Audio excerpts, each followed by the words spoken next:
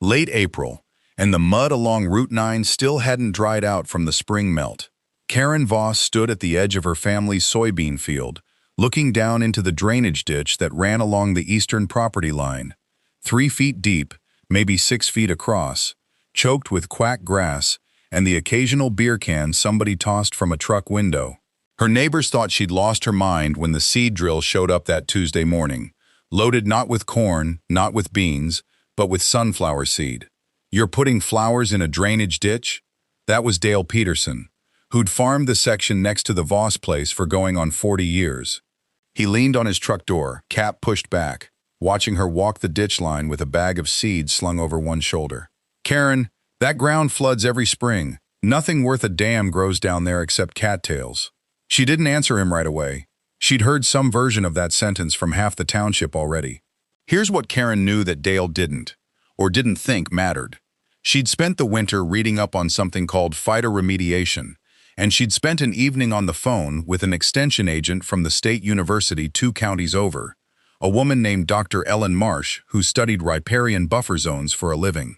Sunflowers, Helianthus annuus, if you want the Latin, aren't just a pretty face in a field. Their root systems are aggressive.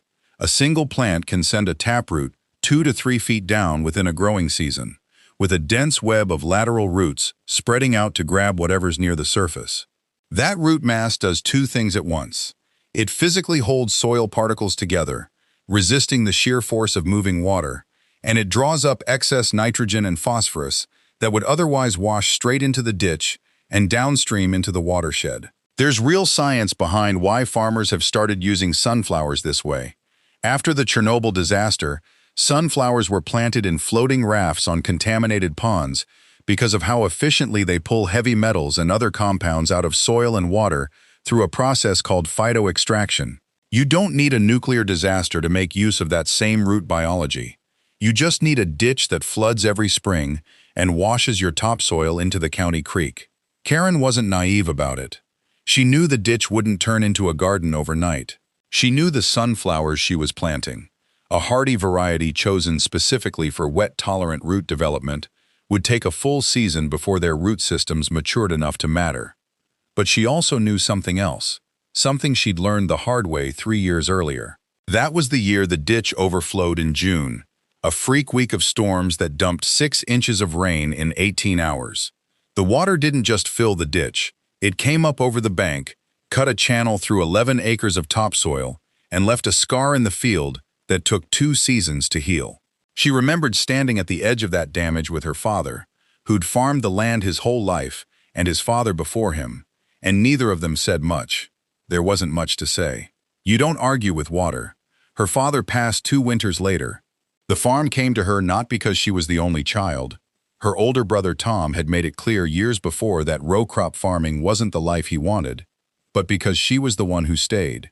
She'd worked the land alongside her dad since she was tall enough to reach the tractor pedals, and when it came time to decide who'd carry it forward, there wasn't really a decision to make. It was just understood. So when she inherited 400 acres and a ditch that flooded every spring, she also inherited the responsibility of figuring out how to keep the ground from washing away on her watch. The sunflower seed cost her about $60 for the ditch line, a rounding error compared to what she'd have spent replacing lost topsoil, and nothing at all compared to what erosion insurance would run her if the adjuster even agreed to write a policy on land that flooded on a schedule.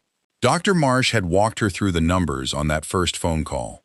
Erosion from a single significant flood event can strip away what took decades to build.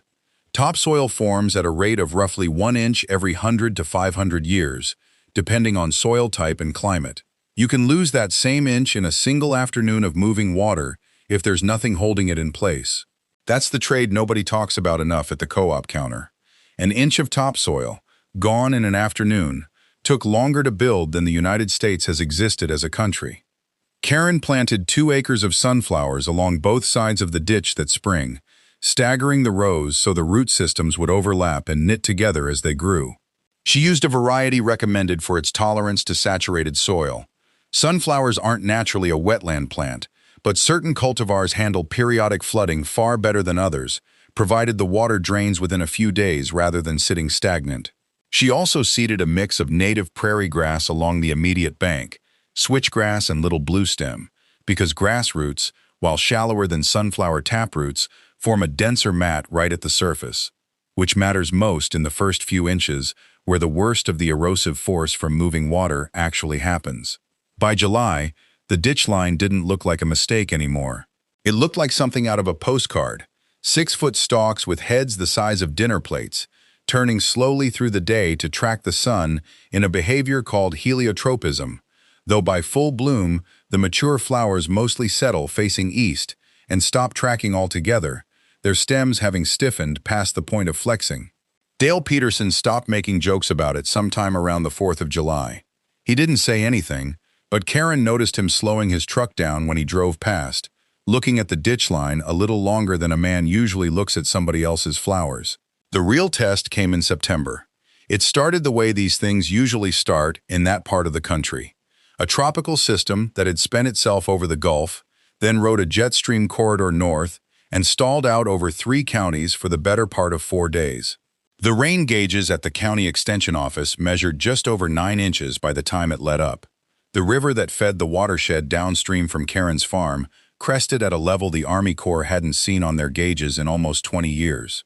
And the levee, an earthen berm built back in the 1950s to protect about 2,000 acres of bottomland from exactly this kind of event, gave way about 4 miles downstream from the Voss farm, in a spot where the water had been undercutting the base of the structure for longer than anyone realized.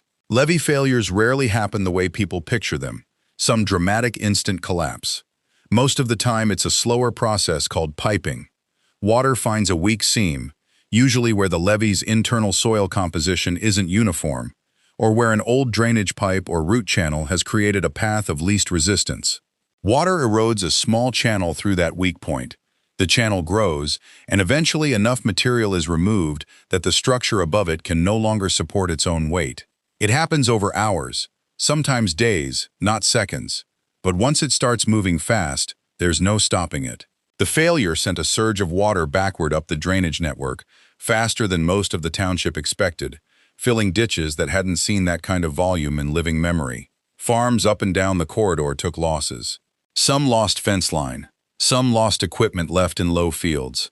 A couple of operations lost real acreage. Topsoil sheared clean off, carried downstream, gone for good. Karen's ditch held. It wasn't magic, and she'd be the first to tell you that. The sunflower and prairie grass root systems that had spent 5 months knitting into the ditch bank did exactly what root systems do. They held the soil particles together against the sheer force of moving water, and the dense grass mat at the surface resisted the initial scouring that does the worst damage in the first hour of a flood event.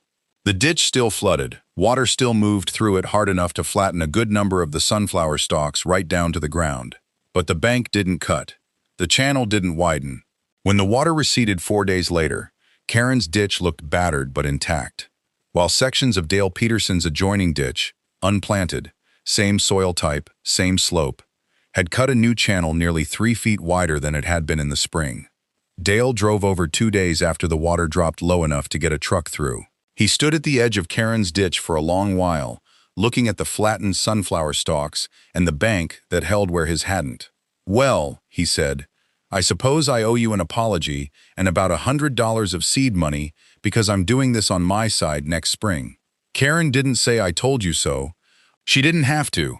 She just handed him Dr. Marsh's number and told him to make sure he asked about wet-tolerant cultivars, because not every sunflower variety handles standing water the same way, and there's no sense learning that lesson the hard way when somebody's already learned it for you. By the following spring, sunflowers lined nearly 6 miles of ditch line across 3 farms in that township, planted by people who'd spent decades treating a drainage ditch as land not worth the trouble.